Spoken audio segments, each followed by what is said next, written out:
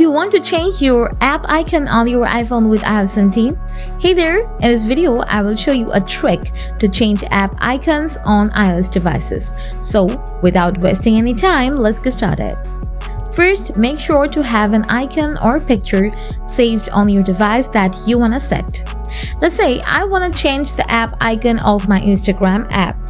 So to do that, open Shortcut app, tap the plus icon at the top right corner.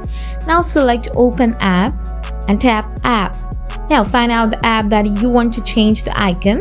Once you select, now tap on drop down arrow at the top and select Rename and give it a name.